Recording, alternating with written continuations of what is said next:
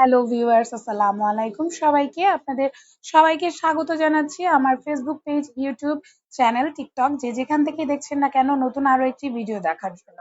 Sunblock ব্যবহারের নিয়ম কি আপনারা সবাই জানতে চান। আমি আমার ইনবক্সেও এই প্রশ্নটা অনেকবারই পেয়ে থাকি, যেহেতু আমি কাজ করছি অ্যাস্থেটিক ডার্মাটোলজিস্ট হিসেবে, তাই সবাইকে এই ব্যাপারে সচেতন করাটা আমার দায়িত্ব এবং কর্তব্যের মধ্যে হয়ে দাঁড়ায়।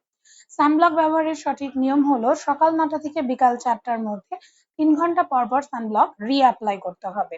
সানব্লক সাধারণত আমাদেরকে ৩ ঘন্টা পর্যন্ত প্রোটেকশন দিতে পারে, তাই ৩ ঘন্টা পর এটি রিঅ্যাপ্লাই করা খুবই জরুরি।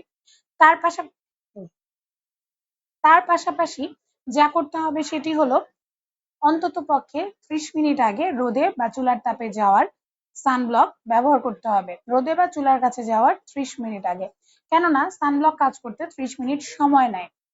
অনেক রকমের সানব্লক রয়েছে, তবে সব রকমের সানব্লকই কিন্তু কাজ করতে ৩০ মিনিট সময় নিয়ে থাকে। তাই অবশ্যই আপনাকে এই জিনিসটি মাথায় রেখে রোদে তাপে যাওয়ার ৩০ মিনিট আগে সানব্লকটি অ্যাপ্লাই করতে হবে। আজকের ছোট্ট টিপসটি এ পর্যন্তই ছিল। সবাই ভালো থাকুন, সুস্থ থাকুন। খোদা হাফেজ। আসসালামু আলাইকুম।